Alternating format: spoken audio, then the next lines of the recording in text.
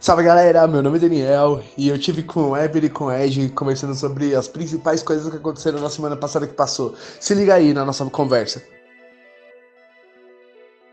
Você quer conversa espontânea, a gente tem que fazer conversa espontânea. Ah, mano, então, aí você chega do nada, não avisa nem nada, não buzina, caralho. Aí nós perdemos toda aí a estrutura geopolítica de uma possível guerra nuclear. Eu achei que você já tava gravando. Eu também já pensei que eu tava gravando. Achou errado, otário. Manda ver. Ô, Ed, por que tá rolando esse conflito na Ucrânia aí? O que tá pegando? Fala aí. É o seguinte, é que no último dia 24 de março, o presidente da Ucrânia, que era um ator, comediante e tal, candidatou a presidente, que essas coisas novas que andam acontecendo pelo mundo, e ganhou a presidência. E ele decretou lá que ia recuperar a Crimeia, que está ao sul da Ucrânia, né? É como se fosse uma declaração de guerra para a Rússia, né? E os russos começaram a inflamar. E é bem provável que ele não teve essa ideia sozinho. Os Estados Unidos falou assim, vai lá e provoca eles, né? E aí ele fez esse decreto aí, né? Porque o gato tá querendo participar aqui também. Então ele fez esse decreto de querer recuperar a Crimeia. Você lembra que essa é uma confusão antiga também, né, na verdade. Desde a época da União Soviética, essa é uma encrenca antiga. Então, eu acho que a gente está correndo um sério risco de ter uma guerra quente por aí nos próximos tempos, né? Então, mas o Putin tá tocando terror no quintalzinho dele lá, já tem alguns anos. Cometendo atos bárbaros há alguns anos. Ele pode fazer o que ele quiser lá, porque era a União Soviética? Nessa guerra aí de narrativas não tem santo. Não tem santo, concordo com você. Não estou defendendo os Estados Unidos intervir em nenhum país. Eu estou dizendo que quem deveria estar fazendo qualquer pressão internacional seria uma instituição internacional de países. O que não está acontecendo. Porque não pode se deixar um maluco desse fazer o que ele quer. O Putin acabou de aprovar o direito de concorrer a mais 2 eleições. Eleição em que não concorre, não tem oposição. Mas vai ver a aprovação interna dele, porque ele conseguiu tirar o país da miséria absoluta. Controle de Estado, cara. Renovar. Você continua usando o noticiário da TV russa para basear sua opinião, cara? Não é isso não. Eu uso os dois lados, eu vejo tudo. E me parece fazer muito mais sentido o que eu estou declarando aqui, né? Eu acho que é o seguinte. Tá declarando porque te faz mais sentido. No fundo, a gente não vai. As verdades a gente acaba não sabendo, né? Algumas coisas para você ver. Asia Times, Consórcio News, que é dos Estados Unidos. Uma mídia um pouco alternativa, fora de CNN, essas coisas aí, porque isso aí é o mesmo batidão de sempre. Sobre questão de interferência, o que me preocupa realmente foi a publicação do Washington Post, que depois repercutiu em vários grandes jornais, de que talvez fosse necessária uma interferência no Brasil. Vocês viram isso? Não, o que aconteceu? O Washington Post publicou isso? Publicou isso. Tinha uma deputada não, né? Uma democrata, que nem está eleita em nenhum cargo eletivo no momento, que se pronunciou dizendo que os Estados Unidos deviam intervir no Brasil. É disso que você está falando? É disso que eu estou falando. Não, mas o Washington Post, ele endossou a declaração da deputada num editorial. Não foi uma notícia, a deputada fala tal coisa, foi o editorial. O que é o editorial? O editorial é a opinião do jornal. Ele está entendendo por intervenção. Começa assim. Então, essa que é a questão, né? Fica nebuloso o conceito de intervenção ali, né? Mas não vai ser uma intervenção militar, você pode apostar nisso. Então, mas toda vez que os Estados Unidos falam de intervenção em países terceiros, é para ficar atento, né? A última vez que eles interviram aqui teve uma ditadura de 20 anos. Tá ligado?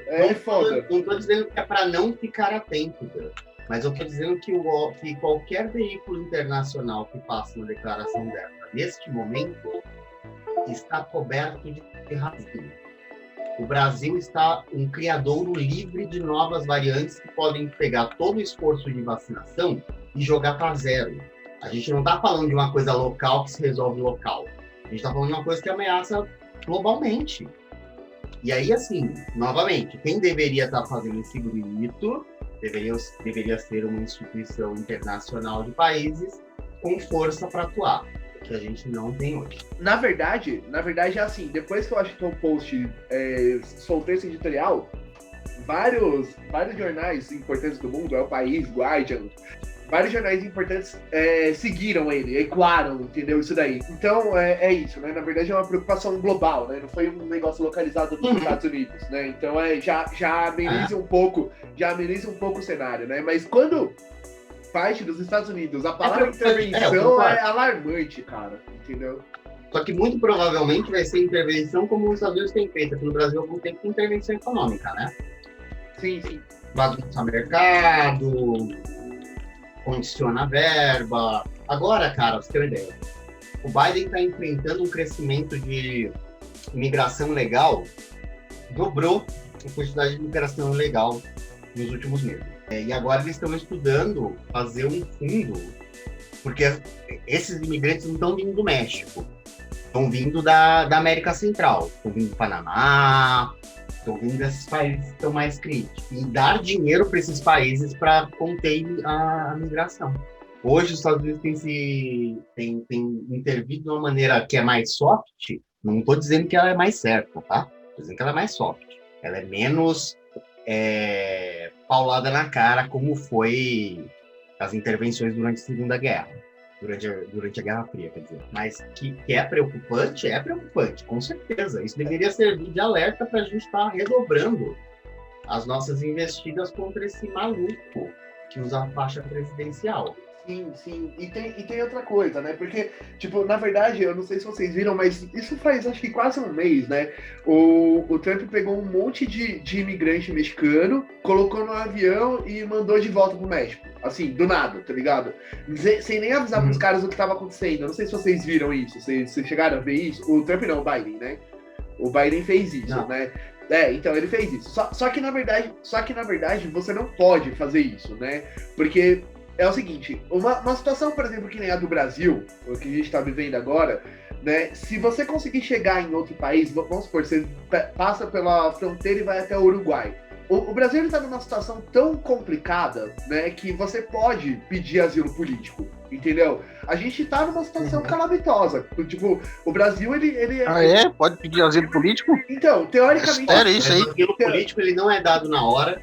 E hoje o asilo político nos Estados Unidos ele está sendo dado com você aguardando no seu país. Peraí, tá podendo isso aí? Peraí, vocês dois, deixa eu falar um pouquinho sobre lei de imigração americana que eu tenho acompanhado um pouquinho de perto mais tempo. Tá. Lá eles têm uma condição eles têm uma legislação que permite que uma pessoa conseguiu atravessar a fronteira e pedir abrigo, o governo pode extraditar essa pessoa e fazê-la guardar abrigo no seu país de origem. Só que Tá essa... sendo discutido lá, só que isso daí vai contra a premissa da Carta dos Direitos Humanos, né? Porque quando a sua vida tá ameaçada... Não, porque teoricamente ele não tá negando asilo, Dan. Não, mas... Teoricamente, tecnicamente, é assim, legalmente, é isso que eu tô falando. Tá, mas é assim, imagina a seguinte situação, Weber. Imagina que a gente tá com uma ditadura aberta, declarada aqui, Você não precisa me falar que isso tá errado. Não, você não precisa me falar que isso tá errado. Sim, então. Porque eu entrei em contato com esse, tipicamente vendo uma reportagem abordando esses pontos. Que muitas pessoas morrem porque estão esperando o asilo no país em que estão ameaçadas. Exato. E essa é a questão, né? Mas essa é a questão, né? Porque o bem jurídico mais importante é a vida, né? Então é assim, os Estados Unidos... Não é o Jeep Renegade, não, hein? O quê? O Jeep Renegade? Jeep Renegade. Tudo nele é Jeep. Eu pensei que era o Jeep Renegade. Mas vem cá, isso vale para a Austrália também? O quê? Não, então, que é assim, né? Eles não querem que brasileiro vá. Para qualquer país você pode pedir asilo, né? E a questão é que, assim, o México, no que se refere à pandemia, ele tá numa situação tão ruim quanto o Brasil, na verdade. Porque o presidente deles lá também é todo cloroquiner, né? É todo negacionista e é de esquerda. Vocês verem como o imbecil não tem só na direita, né? Cara, por acaso, é uma fada mágica. Por acaso o nosso imbecil aqui é de direita, mas tem imbecil de todo lado, tá ligado? A imbecilidade não pro lado político. Não tem, tá ligado? É foda. Bom, a situação no México ultimamente tem arrefecido um pouco. Ainda não está ideal, mas está bem. O grande problema no momento é o Brasil mesmo. O Brasil que é o grande problema na questão da pandemia, porque está circulando demais o vírus e aí provavelmente vai perder todas as vacinas já inventadas. Porque vai sofrendo mutação. A variante aqui do Inter de São Paulo está demonstrando resistência já. Resistência não. Pois é. Não a proteção dada pela vacina. Então, mas o México não tá tão melhor não, Ed. Na verdade, o México... eu sei que lá também tá o cara... por exemplo, eu tenho o hábito de ver uma televisão local de Monterrey, Novo Leão. Nesse estado, pelo menos, eu vi assim, pelo menos o que deu na notícia, né? Eu não sei como se trata de Televisa, pode ser mentira. Mas eu duvido que iriam inventar uma história assim, né? Que você caiu tá querendo, assim... Peraí, questão de ordem. Caiu num estado só lá. Você tá querendo me dizer que a emissora que lançou Chaves tá mentindo, é isso? Não, vou derrubar o Não, eles... Daniel, mas você sabe que qualquer emissora pode mentir e mente, depende das conveniências e dos interesses que esteja... A televisão Tô brincando, vai, manda ver, solta a letra aí, desculpa, Ed. Não, porque você sabe que dependendo dos interesses, eles vão dizer uma coisa ou outra, né? Você não vê a Record aí mentindo abertamente? Qualquer veículo mediático é assim, né? Porque veículo mediático, por mais que eles tenham jornalistas que checam notícia, eles vão transmitir a notícia de acordo com o ponto de vista deles. Não existe mídia neutra, não existe isso. Mas o que acontece é o seguinte, quando você vai para um meio escrito, você tem mais possibilidade de cavar coisas reais, né? Porque a manipulação maior é via televisão, né? A televisão que é mais fácil de manipular. Pode ser mais fácil porque a coisa é mais superficial, né? Mas isso. Mas os jornais... é onde atinge o grosso da população, de qualquer lugar. Mas os jornais escritos, né?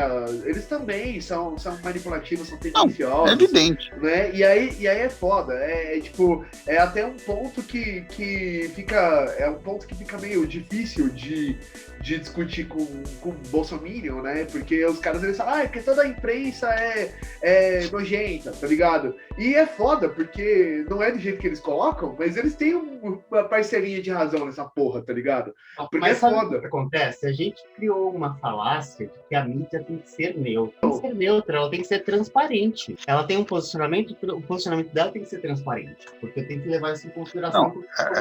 A mídia tem que ser neutra nas notícias, né? Mas ela pode dar a opinião dela no editorial. A qualidade da abordagem da notícia, ela é uma falácia.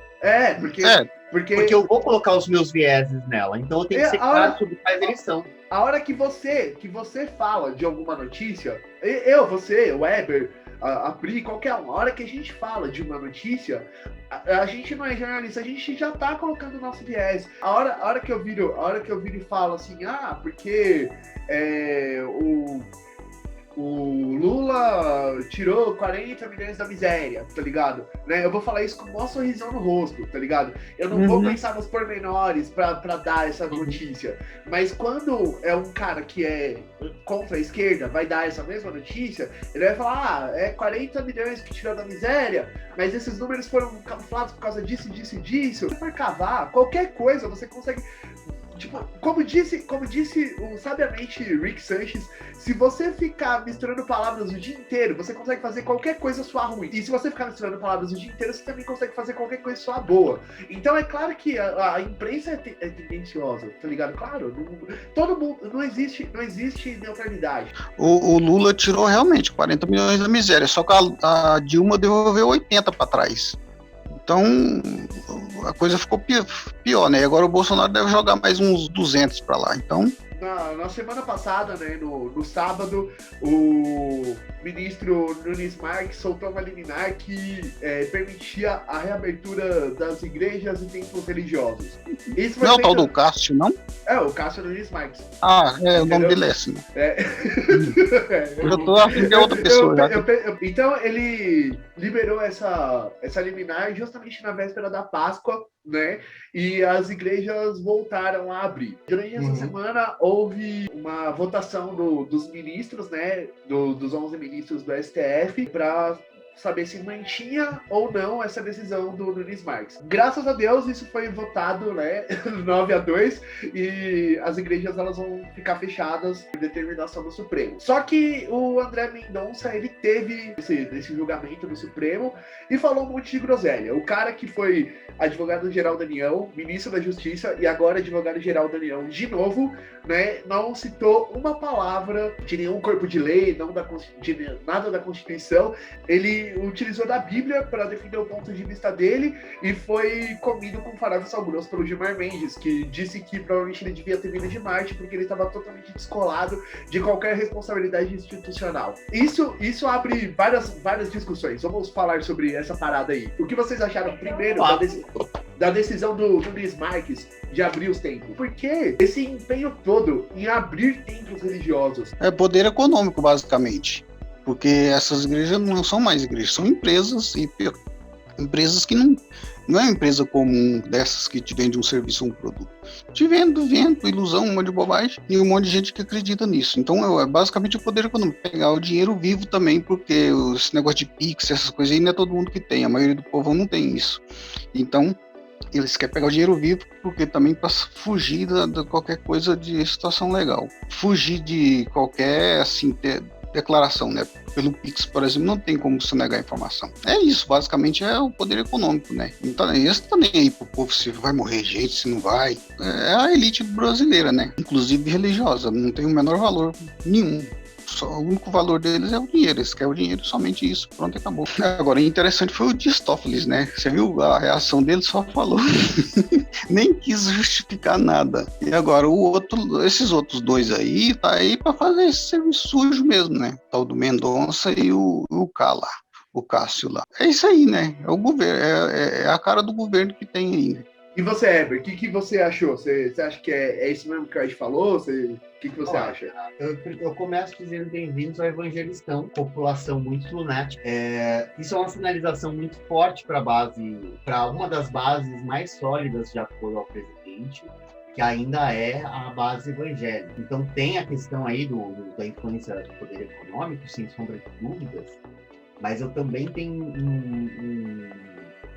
um outro fator muito mais sutil aí de soft power, que é essa sinalização para a base aliada, é uma sinalização desses atores aí para dizer que eles são a opção terrivelmente evangélica para a próxima vaga do STF. O Cássio Nunes está, obviamente, pagando o pedágio dele, não era nem um pouquinho inesperada essa decisão dele, é absurda, não só porque é monocrática, a gente pode falar sobre decisão monocrática e sua validade em outro momento, mas é absurda porque o colegiado já tinha falado sobre isso. O colegiado já tinha julgado que os estados e municípios têm autoridade para declarar quais são as atividades.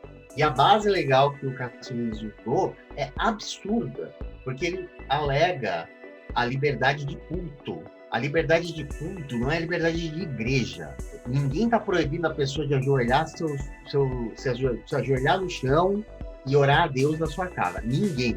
Ninguém está impedindo o pastor de ir lá e fazer uma pregação via Zoom para os seus fiéis. Ninguém está impedindo o pastor de marcar de receber uma pessoa, 2 pessoas para fazer um aconselhamento. O que está se dizendo é que não se pode ter reuniões religiosas. Eu não posso ter os cultos, as missas, as giras de umbanda, as mesas brancas, essas situações em que eu aglomero pessoas no meio de uma pandemia. Né? A discussão que fica esquecida em toda essa conversa é que a gente está falando de 3 mil pessoas morrendo por dia. Por exemplo, todas as regiões tendo mais morte do que nascimento todo dia. Eu, por exemplo, eu queria ir lá adorar o nosso senhor Beelzebub e não pude, porque o templo satânico está fechado. Aí azar o seu, filho. O Satã não está em todo lugar como está Deus. É foda. Por que Satã não pode ser onipresente? Tá ligado? Tá vendo? Mano, eu acho que é assim, vocês dois estão certos, mas existe um outro fator porque assim, o Ed ele disse assim que porque nem todo mundo tem Pix e que não sei o quê, mas só que se o pastor falar pro fiel abrir uma conta no Nubank, tá ligado? O fiel vai lá e ele abre. Simplesmente a doação que eles querem, pra mim parece muito raso. Peraí, o povo tem muita dificuldade de lidar com coisas eletrônicas, essas coisas. O povo é um simples. Você sabe que a maioria desse povo é por gente simples. Sabe por que acredita nessas bobageiras? O Ed só tá falando isso porque ele demorou uma semana pra conseguir baixar o Zoom. Também.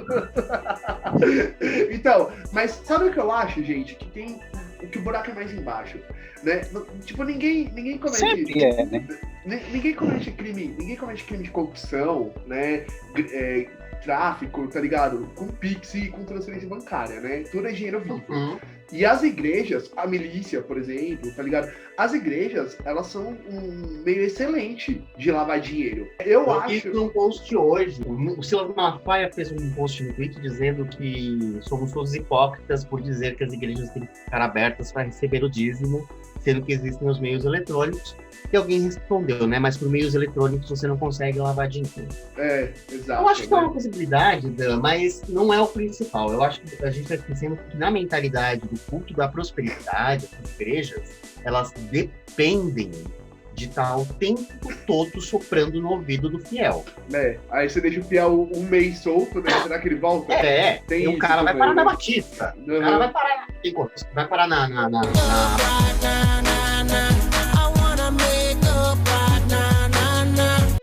Assembleia, vai parar na quadrangular, vai parar na igreja menos. Ou então se junta nós adorando o Senhor Beelzebub de todo o coração. Entendeu? É assim, quando você não está alimentado por aquele discurso da prosperidade o tempo todo, você começa a aceitar um pouquinho coisas mais moderadas. Então eu acho que um forte fator desse peso todo é esse, para manter o rebanho ali na rédea curta também. Na rédea curta. Porque é o seguinte, eu posso falar para o fiel fazer a doação via Pix, é verdade. Mas se o fiel não fizer a doação via Pix, eu vou poder falar na frente de todos os outros fiéis que quem não está fazendo a doação vai para o inferno? É complicado, né? É uma situação que tem várias nuances, na verdade, né? Exato. É porque as coisas deixou de ter a definição que deveria ter, né? Como assim? Não, as coisas deixou de ter a função que deveria ter. Igreja deveria ser igreja, governo deveria ser governo, Constituição deveria ser Constituição e Bíblia deveria ser Bíblia. Agora estão misturando tudo a propósito, né? Para fazer confusão. Exatamente. E esse absurdo, né? Da pessoa não ter a capacidade, aliás, a pessoa tem que ter a capacidade de fazer todo um embasamento jurídico de uma decisão sem usar uma linha de Constituição. Nossa, aquilo foi altamente ridículo. Tá? Daniel, mas isso aqui, ó. Isso pode, Daniel, tá? Isso pode ser um alerta também do que pode vir aí nos próximos anos, porque esse pessoal tá tendo muito poder e é um poder assim avassalador. E a gente corre o risco de nos transformar numa espécie de Irã pentecostal, né? É por isso que depois do que aconteceu no Supremo, porque aquilo foi um absurdo, é um absurdo. O cara chega lá e em vez de falar de Constituição, de lei disso, de lei daquilo, o cara me abre a Bíblia, sabe? Porra, velho, você tá me tirando. Cara, absurdo é que esse ano aí virou e falou que os evangélicos estão mais do que dispostos a morrer. É o advogado genocida da União, isso né? Isso aí também. Só que é o seguinte, tá? O público pode ser ignorante e apaixonado, entendeu? Só que a porra do Estado é light. Pô, na verdade, o que acontece é que o Congresso ele pode pedir impeachment de ministro. Qualquer ministro, menos o PGR. né? O PGR, o Congresso não pode pedir. E, cara, depois do que aconteceu, porque aquilo feriu completamente a metodologia de lidar com as coisas no Estado Democrático de Direito. É um advogado que não falou de lei, você entendeu? Né? Meu, tipo, deviam estar pedindo o impeachment do André Mendonça e deveriam criar leis anti-religiosas. Não contrárias à fé, à liberdade de fé, não isso. Daqui a pouco a gente vai ser engolido por isso. Daqui a pouco não tem como mais parar esse povo, velho. Entendeu? Nossa, é muito sério esse assunto. Esse assunto é muito sério, cara. A laicidade do Estado tá em risco. E sem laicidade não existe Estado democrático. É verdade. É verdade. É verdade. O Estado é laico! Vamos lembrar disso aqui e vão gritar comigo de novo. O Estado é laico! O Estado é laico! O Estado é laico! O STF é uma instituição que ela não pode se fragilizar mais nem um centímetro, porque realmente está muito frágil, está sendo midiaticamente atacada demais, entendeu? Eu entendo, eu tenho 1000 críticas ao STF, eu entendo, mas está se construindo uma narrativa, né, que ela é perigosa, né, que é de fechar o STF. Essa narrativa ela é perigosa porque é o seguinte: o STF, dos 3 poderes, é o poder que as pessoas menos entendem, né? As pessoas não entendem nenhum poder direito, né? Não entendem o executivo, não entendem o legislativo e não entendem o judiciário. Mas das 3, a menos compreendida, sem dúvida, é o judiciário. Vocês concordam comigo ou não? Concordo. Você concorda? É isso. Concordo. As pessoas esperam o justicismo do judiciário. E aí o que acontece é que é o seguinte, é que é muito fácil vender uma narrativa contra o judiciário, e se o judiciário reagir a essa narrativa, também é muito fácil deslegitimizar os caras. Ele tá se manifestando porque ele tá sendo político, e o judiciário não tem que ser político. Ou seja, sabe, é uma armadilha muito complicada. Por isso é fácil você estimular o ódio das pessoas ao judiciário. O judiciário fez por onde está sendo atacado, ok? Eu não estou dizendo que o judiciário é santo, não. Pelo contrário, o judiciário, inclusive Gilmar Mendes, né? Tipo, todos eles, Fux, tá ligado? Até o Barroso. Acho que só não a Carmen Lúcia, tá ligado? Eu acho que a única pessoa do judiciário que realmente se sabe é a Carmen Lúcia, e eu não sei, eu não boto minha mão no fogo, não. Todos eles fizeram um monte de merda, tá ligado? E aí, é foda, tá ligado? Mas sabe por quê? Vem cá.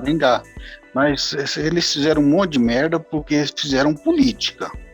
Não, então... Essa confusão tudo aí. Política. Quer fazer política, história na cara dele, né? Esse é o problema. Só que é o seguinte, do mesmo jeito, tá, só que é assim, gente, do mesmo jeito que não existe mídia neutra, tá ligado? A verdade é que não existe juiz imparcial, entendeu? É por isso que existe um colegiado, né? Entendeu? Eu acho que o problema maior... Então, deixa eu fazer uma colocação, deixa eu fazer uma exposição, Dan. Tá, beleza. O que eu vejo o maior problema das nossas instituições jurídicas é o entendimento que o brasileiro médio tem de sistema judicial. O entendimento que o brasileiro médio tem do porquê o sistema judicial funciona dessa forma. A gente está esperando da justiça o mesmo comportamento do tribunal da internet. Sim. Né? A gente considera o STF bom ou ruim se ele está legislando em favor ou contra dos políticos que eu gosto. Sim. Né? E isso é um problema seríssimo de se ter transformado as sessões do STF em sessões ao vivo. Primeiro porque, assim, os caras me fazem uns votos de 3h30 para ocupar tempo. E segundo, que a decisão do juiz está sendo influenciada, porque ele sabe que ele está sendo metralhado ali pela TV, pela mídia, pelo brasileiro, pelo WhatsApp. Então, assim, um sistema jurídico, um STF, um colegiado de STF, que decide as coisas num Big Brother, com direito a um ministro do STF xingar o outro e tudo mais, que a gente já viu isso no passado, né? Você é a Bíblia, tudo que é ruim. E deixa de fora desse seu mau sentimento. Você é uma pessoa horrível, uma mistura do mal com atraso e pitadas de psicopatia. É bilis, ódio, mau sentimento. Eu acho que o Supremo Tribunal Federal, ele precisa ter uma aura própria, sabe? Mas eu Não sou sei contra. se vocês acham Eu que eu tô falando entendi, besteira. eu entendi. Não, eu entendi o que você quis dizer, mas eu sou contra, tipo, o negócio não ser ao vivo. O que acontece é que assim, eles deveriam evitar Qual a vantagem espetacularizar. de ser transmitido ao vivo, Dan? Não é Ô, a única Daniel, vantagem, o seguinte, a única Daniel. vantagem.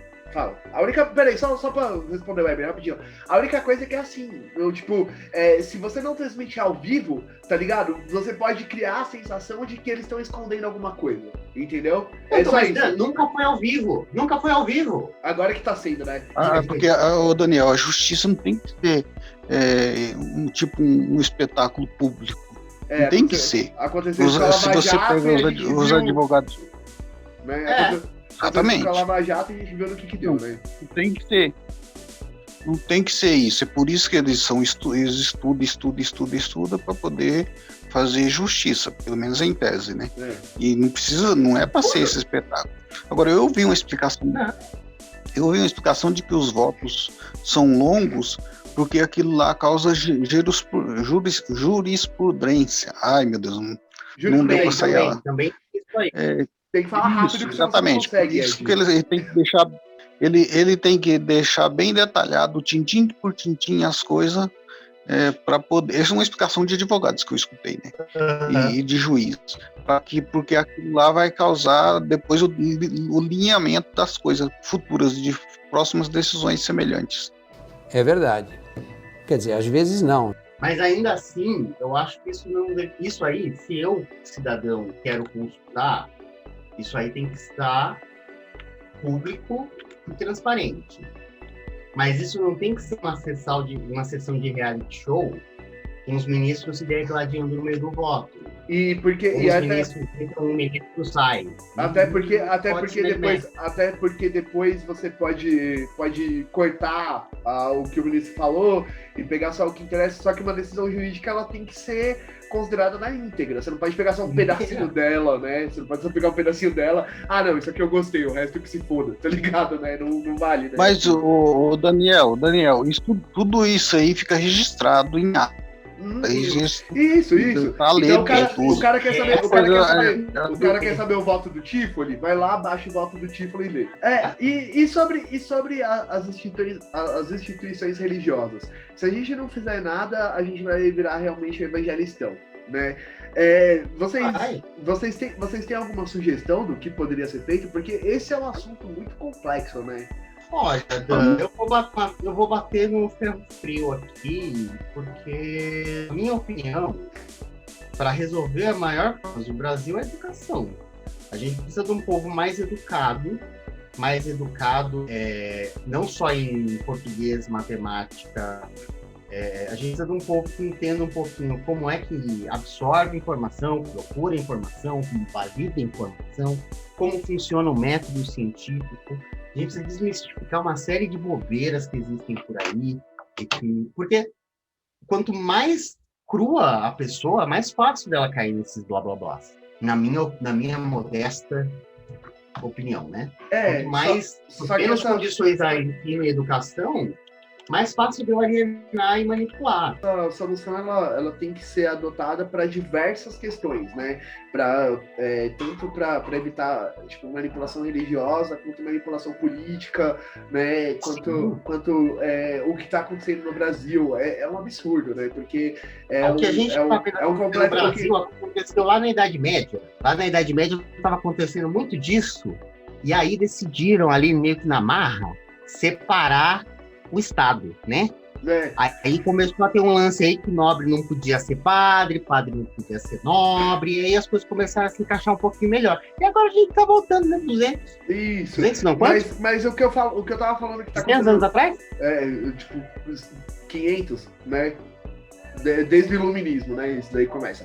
Mas o que eu tava falando é que o que é um absurdo que tá acontecendo é a questão da crise sanitária. Essa crise sanitária, as pessoas, elas estarem discutindo se eu tenho que usar máscara, não tenho que usar máscara, porque os cientistas falaram isso, mas a cloroquina me cura em nome de Jesus. Você entendeu? Sabe? Tipo, isso também demonstra, tipo, uma falta de educação formal, né, absurda, né? Então, claro que a educação, ela é uma alavanca-chave para tudo isso. A questão das igrejas é o seguinte, elas são empresas, são partidos políticos, são meios de comunicação e têm capturado a população que a pessoa tem de mais sagrado, que é a crença dela. Ela crê absolutamente. Então é um caminho praticamente sem volta. Então nós estamos diante de um poder terrível aí pela frente, né? Nós estamos diante de um poder terrível. É algo terrível! Porque é um poder totalitário, né? Mas sabe o que eu acho, gente? Eu acho que existe uma parcela da igreja que representa todos esses males, mas também existem igrejas que não são assim, existem sacerdotes que não são assim. Eu sei, Daniel, só que é o seguinte... Só que uma coisa é o seguinte, esse representa toda essa maldade, tem muito poder econômico e muito poder político. Então, mas o que acontece é que, assim, essas forças que não compactuam com essas bizarrices e com essa malignidade toda, eu acho que eles deviam se unir e criar uma sociedade civil para fiscalizar as próprias igrejas, entendeu? Né? Eu acho que precisa ter isso, porque as igrejas... As igrejas, ao contrário do Uganda, que tem uma cultura... E olha que ele queria para passar para outro assunto. Mas só complementando, as igrejas evangélicas, ao contrário de outras denominações, né, elas não têm interesse de deixar outras denominações intervirem na sua dizeres, né, na sua pregação, no seu formato de culto, etc. É onde você tem os principais nomes das igrejas pentecostais que vão bater contra todas as igrejas moderadas. Eu acho que a própria forma como o evangelismo se estruturou coíbe a formação de uma associação que controle o que uma igreja pode ou não fazer, a forma que uma igreja pode ou não fazer. Mas já precisa, diz a nossa lei. Mas igreja você não pode. Então, mas tá saindo do limite, cara. Tá passando do ponto e precisa existir uma força de fiscalização, alguma coisa que regule isso tudo, sabe? Porque tá saindo do ponto, cara. Daqui a pouco esses caras eles vão engolir a democracia. É isso, cara. É simples assim. Não... porque Daniel, isso e aquilo. Daniel. Tem que fazer alguma coisa a respeito. A gente não pode deixar isso dessa forma. Não pode. Entendeu? Alguma coisa tem que ser feita. Eu não sei como. Eu comecei a pensar agora sobre isso, mas é urgente que algo seja feito. Não pode deixar esses caras fazerem o que eles querem. Não pode, entendeu? Da forma como eles estão fazendo. Os caras eles estão querendo aprovar lei para ensinar criacionismo em escola. Sabe, gente? Tipo, cada dia que passa eles têm mais força pra tentar passar coisas absurdas como essa. O cara tá falando que pode abrir igreja porque Deus não vai deixar que você morra de Covid, né? O cara tá... Eu vi. O cara, peraí. O cara, tipo, a gente viu um vídeo aí algumas semanas atrás de uns caras falando, esquerda, junta aí o melhor que vocês têm que nós vai trocar bala. Sabe? Apoiado pela Igreja Universal. Como assim, gente? A igreja tá formando milícia. Tipo, não pode, cara. Tá errado. É urgente que religiosos sérios, pessoas da sociedade civil sérias, políticos sérios se unam e criem alguma coisa para restringir o alcance dessas igrejas. Ninguém tá falando de restringir fé aqui. Ninguém tá falando, não, é proibido ser cristão. Ninguém tá falando isso. Mas tem que criar uma regulamentação mais severa e fiscalizar. Porque tá demais, cara. Tá demais. Sabe? O advogado-geral da União me chega num julgamento da STF e ele começa a ler a Bíblia. Sabe? Tipo, cara, eles são descolados da realidade e querem descolar o Brasil da realidade. eles vão engolir a democracia. Esses caras vão engolir a democracia se a gente não fizer nada. E é pra ontem fazer isso. Eu não sei exatamente. Eles estão criando o país que eles querem, através dos meios que eles perceberam que iam ser os mais fáceis. E então a gente tem que impedir isso. Entendeu? A sociedade civil. Então, a gente ter que fazer algo contra isso, eu acho que é uma coisa. Você esperar que as igrejas vão fazer algo contra isso, mesmo as moderadas, elas não vão, porque cada uma gosta de se manter no seu quadrado. Você não vai ver um pastor da quadrangular dizendo que vai abrir um processo contra o Malafaia por falar alguma coisa que não está na Bíblia. Não vai. Eles saibam deles lá. Não, Deus me perdoe por uma coisa dessa. Percebe?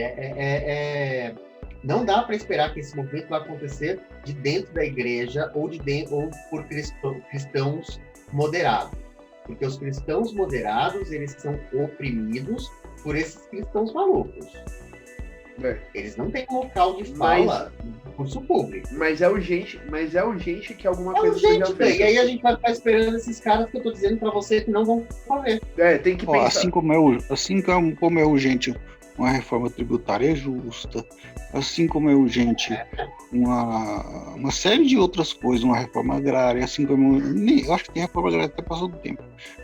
E é mais um problema que vai ser acumulado aí pelo país. Só isso. Não vai mudar nada, porque os caras têm poder econômico e poder político, que é o que manda pro Brasil, o poder econômico. Só pra vocês saberem, tá? Vocês não me ajudarem em nada a ter mais um pouquinho de esperança no meu coração, beleza? É mais fácil. É mais fácil conseguir outro país pra gente morar. Essa semana, o MBL fez uma pesquisa com presidenciáveis, incluindo o nome de ninguém menos do que Danilo Gentili, compondo chapa com Nando Moura como vice. Sabe o que é surpreendente dessa pesquisa? Danilo Gentili tem 5% de votos, de intenção de votos, na porra da pesquisa, encomendada pela MBL. Cara, o brasileiro é zoeiro pra caralho. Agora... Não vai votar num comediante? Já votou no Tiririca? Não vai votar no Danilo Gentili para presidente? Agora é assim, né? O MBL... ele tá sofrendo algumas alterações curiosas, né? Existem pessoas que são relevantes dentro do MBL que estão deixando o MBL, como o Fernando Holliday e o Kim Kataguiri. Vocês sabiam que o Kim Kataguiri tá deixando o MBL? Bom, e aí, o que vocês acham dessa parada aí? Danilo Gentili e Nando Moura? Então, cara, eu vi que o Sérgio Moro disse que votaria no Danilo Gentili, e isso só me fez ter mais convicções de que eu não quero votar no Danilo Gentili se ele for candidato a presidente. Ai, cara, eu acho que é uma candidatura. Não é impossível, porque a gente falou que o Bolsonaro é impossível e olha que a gente está vivendo, mas eu acho que é uma candidatura pouco provável. Só se for para tumultuar mesmo. Então. O Ed não quer nem falar sobre isso, viu? Não, mas... vai falar o quê, né? Vai falar o quê? Muito, né? Então. O MBL, nós precisamos de fundar um movimento Brasil Livre do MBL. Não é? O MBL tava bom de acabar, gente. Vamos fundar o BL-MBL, né? O Brasil Livre do MBL. Exatamente. Ai, caralho. O Dan, eu não sei porque você tá surpreso dele ter 5%. Esse povo elegeu o Bolsonaro. Cara, eu tô surpreso dele ter 5% porque a Marina teve 2%. Eu achei que é um tipo de brincadeira que pode acabar se tornando perigosa, né? Porque... Cara, sabe o que acontece? O que acontece é que, assim, o MBL, ele pode até falar, tá ligado? Que Fernando Holliday vai sair fora, Kim Kataguiri vai sair fora, mas, na verdade, se existe uma máquina de fake news que rivaliza com o gabinete do ódio, essa máquina é o MBL, entendeu? Na verdade, não foi o gabinete do ódio que criou a enxurrada de fake news que levou ao impeachment da Dilma. Foi o MBL. A gente não pode esquecer disso. Os caras, eles têm um... Na verdade, o gabinete do ódio aprendeu a fazer isso com o MBL. E aí é assim, tipo, qual é... Tipo, o que me preocupa é assim... qual é a intenção desses caras de colocar o Danilo Gentili ali? Pra mim, me parece desde já mais uma manobra para criar um sentimento antipolítica, como eles fizeram tão bem, né? De 2013 a 2017. entendeu? E é assim, a gente precisa estar atento a isso, porque lá naquela época... Eu acho muito possível. Então, eu acho que a estratégia aí é a criação de um sentimento antipolítica. Eleger, de fato, o Danilo Gentili. Na verdade, é criar essa polarização absurda, criar absurdos, né? Porque você vai ter o Danilo Gentili ali, que é um imbecil completo, tá ligado? Imbecil não, né? Mas ele é um cretino, tá ligado? Né? É um cara que defende diversas coisas que são absurdamente reprováveis politicamente, moralmente, questões de bom senso, né? Tipo, o cara ele é um... Sei lá, mano, eu não sei nem que adjetivo usar pra definir o Danilo Gentili. E aí você coloca ele, né, tipo, no status de um candidato presidenciável de fato, você cria uma confusão na narrativa, na discussão, que já é confusa e caótica, você entendeu? Porque a discussão já tá complicada. Aí você coloca mais um elemento de confusão dentro disso tudo. E todo mundo levou isso mais como uma curiosidade, como uma brincadeira, né? Do que como um fator a se observar a sério, entendeu? Eu não vi ninguém se preocupado realmente com isso. Na verdade, eu tô preocupado, porque eu sei, e todo mundo, na verdade, sabe muito bem do que o MBL é capaz. Não, eu queria só perguntar. Você já riu de alguma piada do Danilo Gentili? Você já riu de alguma piada do Danilo Gentili? Já, né? Eu sou idiota, eu rio de qualquer coisa. Né? Tipo, então, né? Mas é assim, né? Tipo, certamente é um cara reprovável em vários aspectos, né? A despeito de eu já ter rido de alguma piada. Ele só sabe fazer piada apelativa. Né? Eu consigo rir até do Dedé lá no exército, tá ligado? Você entendeu? Eu rio de tudo, aí. Eu não sou critério pra isso, não. Então, você lembra daquela música, né? Rir de tudo é desespero. Você tá desesperado. Vai ver, é isso mesmo. Então é assim, eu aconselho, tipo, a todos que observem com atenção as próximas movimentações do MBL, entendeu? Eu acho que eles já estão se colocando dentro dessa... Eu acho que o MBL já está começando a jogar para 2022 e não necessariamente para eleger alguém, sabe? Talvez só para gerar confusão, para eleger uma pessoa que a gente não tá nem vendo. Vocês entendem? Né? Porque aí você coloca o Danilo Gentili, que é um cara que tem alcance. Agora imagina ele ficar fazendo piada escrota, essas piadas que viralizam na internet, tá ligado? Que os trolls fazem qué, tá ligado? Sobre, tipo, Bolsonaro e Lula, tá ligado? Pra desviar, pra queimar o filme dos dois, você entendeu? Enquanto as pessoas vão sendo direcionadas pra um terceiro político aí. Vocês entendem? Eu acho que existe um risco real disso. Disso já tá acontecendo a partir de agora. Não sei não, cara. Então, eu acho que o MBL é foda. Eu acho que o MBL é muito bom na máquina de notícias e tudo mais, mas eu não acho que o MBL seja muito bom estrategista não, cara. Eu acho que ele é bom pra...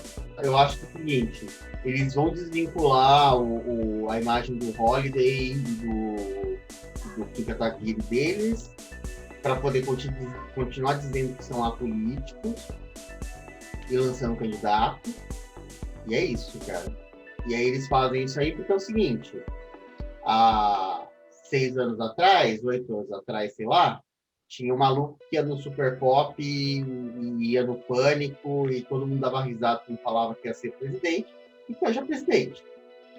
Então, se o MBL conseguir colocar uma candidatura palhoça agora e gerar um barulho político, ok. Na próxima eleição investimos mais. Então, vamos ver, né? Eu tô atento, né? Eu vou ficar prestando bastante atenção no que esses moleques estão fazendo. Não me cheirou nada bem isso daí. Essa semana foi aprovado o texto base do PL 948, que ficou conhecido como a lei da fura-fila das vacinas. Essa lei, ela permite que a iniciativa privada compre vacinas. Ela tem vários problemas, essa lei, que a gente pode assinalar, mas eu queria focar em alguns principais, né? O primeiro... Ela existe. Oi?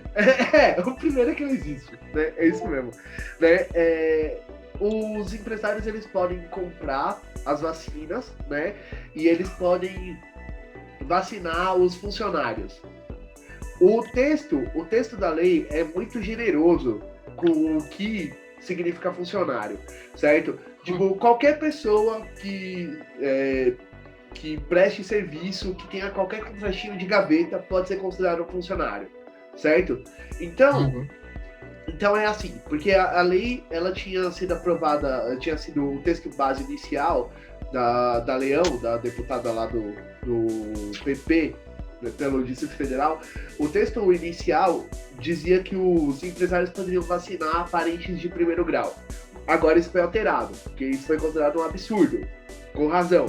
Mas é assim, o empresário ele compra a vacina. Aí o Enzo, que é o filho do empresário, né, ele vai lá e faz um contrato de gaveta falando que ele fez o encanamento da empresa, tá ligado? Certo?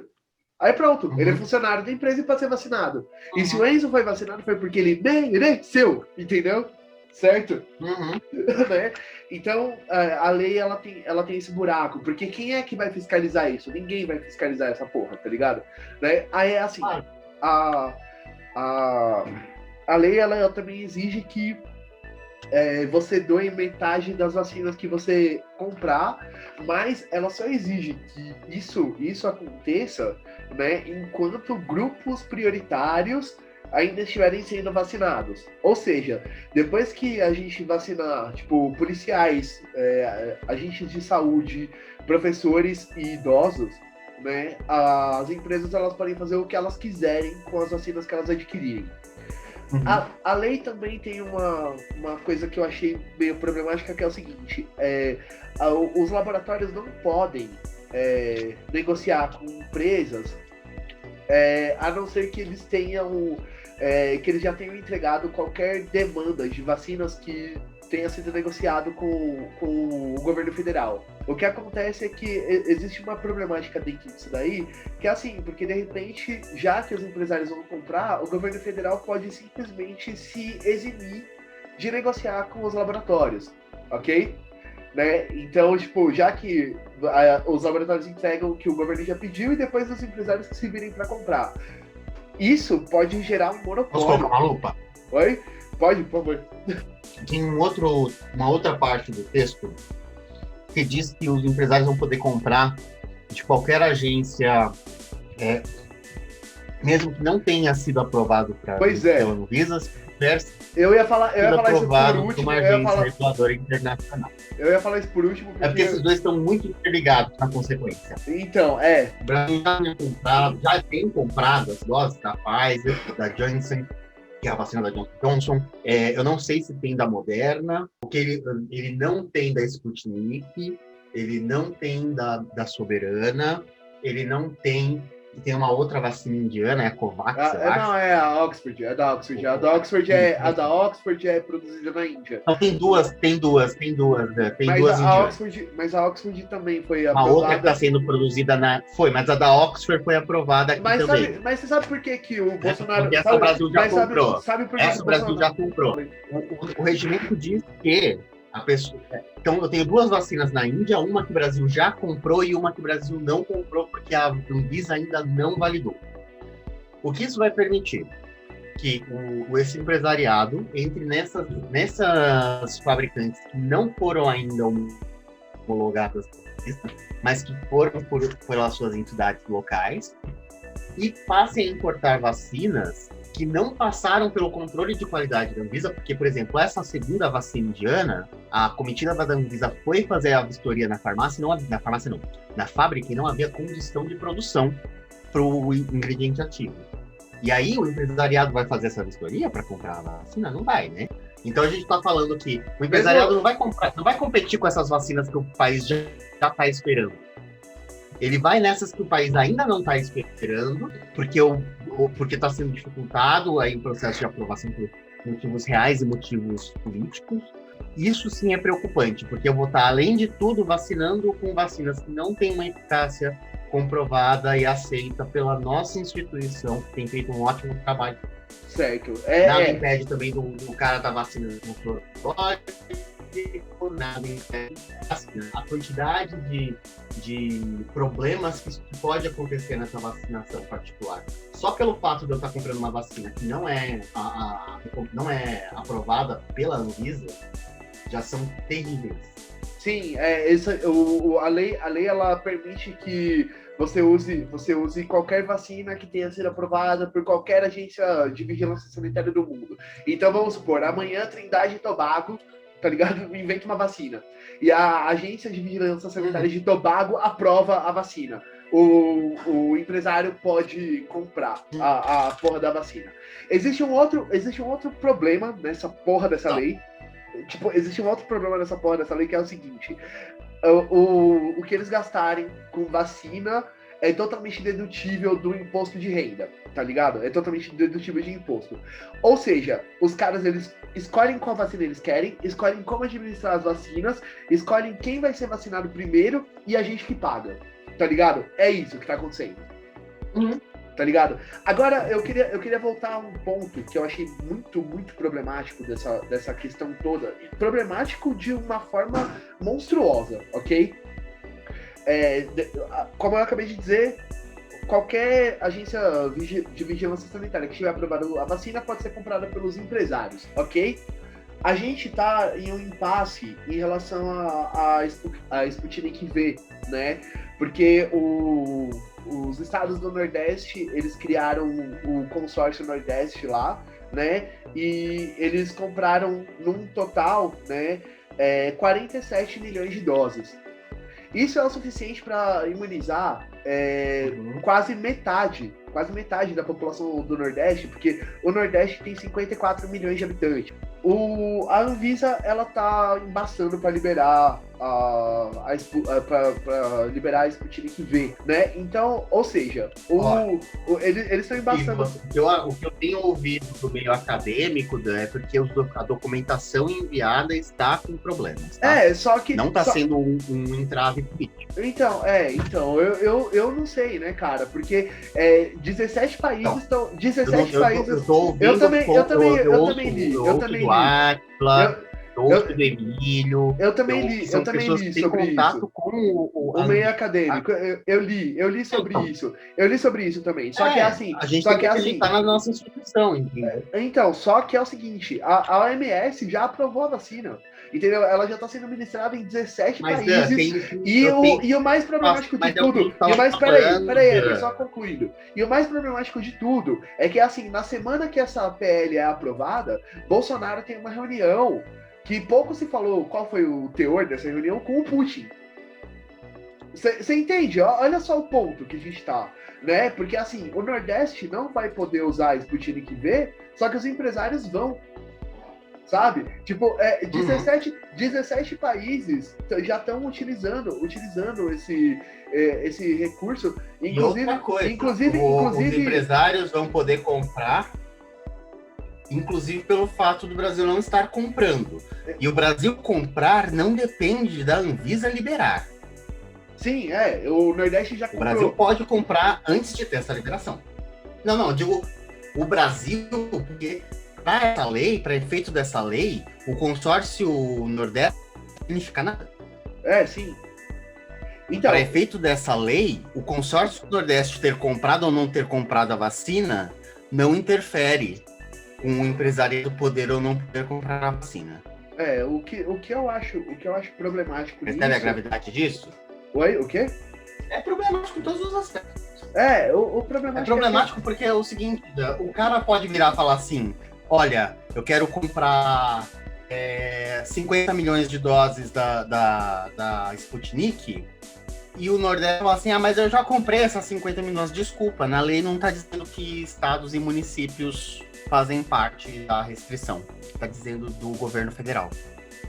Então, exato, né? É toda errada essa lei, é toda errada, né? Toda errada. Isso aí é o seguinte, isso é um problema, porque é muito barulho e é muito calor que se gasta numa discussão dessa. Sim. Mas o que eu tenho acompanhado nas discussões políticas é que, assim, isso passou na Câmara. Não, passou o texto base. Passou o texto base, ainda precisa ser votado de novo, né? Porque. Aí vai ser votado no Senado, isso mesmo. Desculpa, foi mal aí. Aí vai pro Senado. Uhum. Depois que passar pelo Senado, se houver alteração, volta para a Câmara dos Deputados, se não, vai para a sanção presidencial.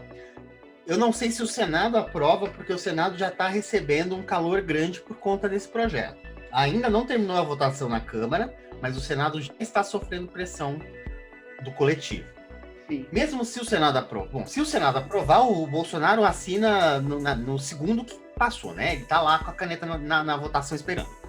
Mas, depois disso, a gente vai entrar na judicialização disso. Porque isso não vai ficar assim. Você pode apostar. Você vai ter os nanicos entrando no STF, você vai ter os governadores entrando no STF, você vai ter os municípios entrando no STF. Então, assim, é muito barulho, é muito calor que se gasta numa discussão. É um desgaste político e quem jurídico. É o empresário que está querendo comprar vacina, Daniel? Quem é o empresário que está querendo comprar vacina? É o Zé Carioca. É os maguinhos de aula de inglês.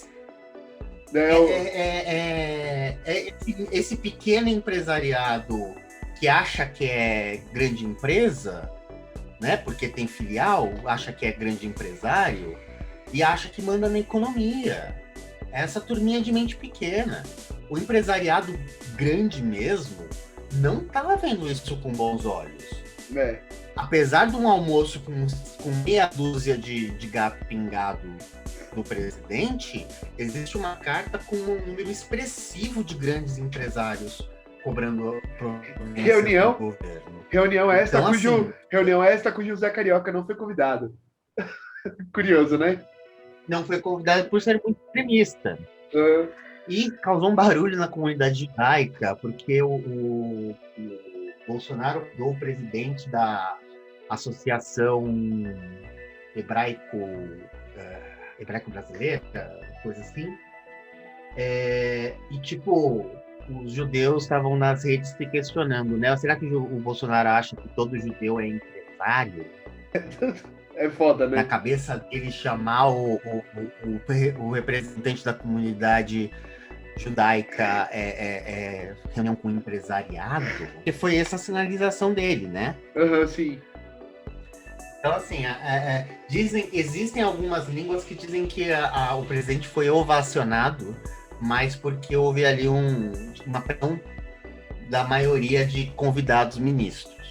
É porque aí começa o primeiro esses negócios deles estão funcionando que assim, começa o primeiro a bater palma e depois fica chato se não bater também, tá ligado? Exato. Exatamente. Aí vira a roupa do imperador, né? bancada. Tipo, foi isso. Cara, eu achei esse PL aí um absurdo em todos os aspectos. Não tem uma coisa que você fala, mas você pensa, tipo, mas o governo tá sem dinheiro e podia, né, os empresários pagar isso. Só que o governo deixou de gastar o governo deixou de gastar 80 bilhões em saúde ano passado. Entendeu? Não é que não tem dinheiro, tem dinheiro. Os caras que não querem mesmo. É o que a gente falou, é o projeto, né? É o projeto. A gente se estendeu tanto que, na verdade, essa semana vão ter 2 partes. Amanhã vai sair a outra. Então, se você não desgrudar a bunda da cadeira, porque vem chegando aí várias novidades. Se inscreve no canal, deixa seu like, manda sua ideia nos comentários. Não se esqueça, a compaixão é nossa aliada e o ódio é nosso inimigo. Falou, valeu!